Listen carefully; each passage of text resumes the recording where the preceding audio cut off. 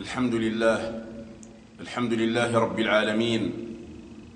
الحمد لله الذي خلق الخلق فأحصاهم عددا، وقسم أرزاقهم وأقواتهم فلم ينس منهم أحدا. رزق الطير في الهواء، والسمكة والحوت في ظلمات الماء، والحية في العراء، والدود في الصخرة الصماء. لا إله لنا غيره ولا رب لنا سواه، وأشهد أن لا إله إلا الله وحده لا شريك له، له الملك وله الحمد وهو على كل شيء قدير. وأشهد أن نبينا وحبيبنا وعظيمنا محمدًا عبده ورسوله، إمام الأتقياء، وعلى آله وصحبه النجباء. أما بعد، أحبتي في الله، أتوجه إليكم يا أصحاب الوجوه الطيبة، أتوجه إليكم يا أصحاب القلوب التقية النقية، أتوجه إليكم بكلمة من محب لكم في الله، مستعينا بقول الحبيب عليه الصلاة والسلام: إذا أحب أحدكم أخاه فليخبره أنه يحبه في الله. وأشهد الله عز وجل يا شباب أني أحبكم في الله عز وجل. همستي إليكم من صميم قلبي، همستي إليكم يا شباب من قلبي النابض بالحب لكم. لماذا أنتم بالذات؟ لماذا أنتم بالذات؟ لأن الشباب هم أحباب الله، لأن الشباب هم روح الأمة، لأن الشباب هو قلب الأمة النابض. فأنتم يا شباب، أنتم بالنسبة للأمة كالقلب بالنسبة للجسد. إذا صلح الشباب صلحت الأمة، وإذا فسد الشباب فسدت الأمة. أيها الشباب، إن للشباب مكانة في المجتمع. هل تعلمون ما تعنيه كلمة الشباب؟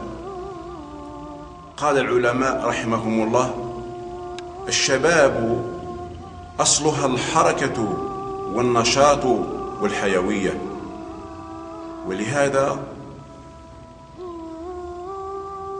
إن للشباب حرارة إذا لم تجد إيمانا يقودها إلى طريق الحق، حتما ستجد الشيطان اللعين قائدا لها.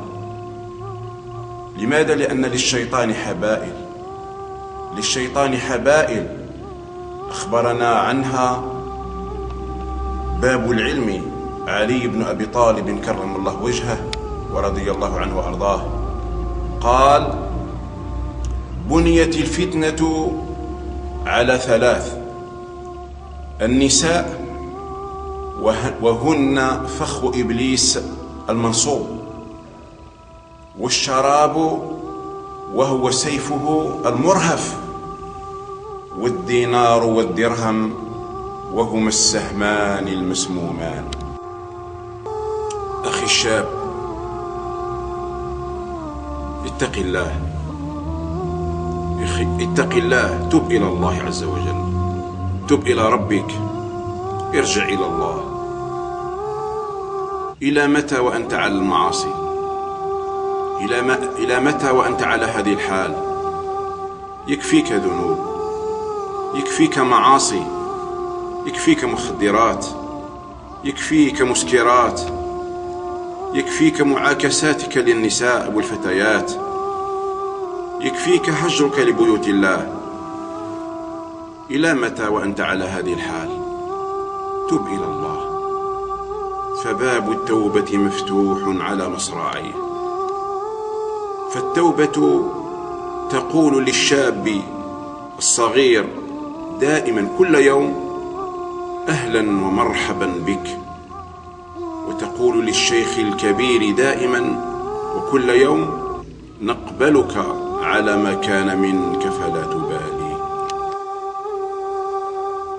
أشكر جزيل الشكر من فتح لي هذه النافذة، من فتح لي هذه الصفحة، من فتح لي هذا الباب، وأبارك لهم هذه الصفحة المباركة التي تحمل عنوان إيسي سبدو.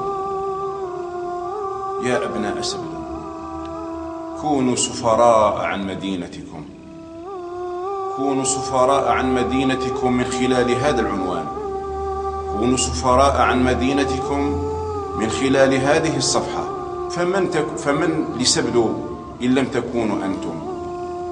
أتمنى من كل قلبي دوام الصحة، أتمنى لكم من كل قلبي دوام الصحة والعافية، وأتمنى أن يسير على خطاكم الكثير والكثير من أبناء هذه المدينة العريقة سبدو، ممن هم على شبكة التواصل الاجتماعي، يجعلوا من هذا الباب، يجعلوا من هذه الصفحة تواصلا اجتماعيا لا ينفك ولا ينقطع أبدا.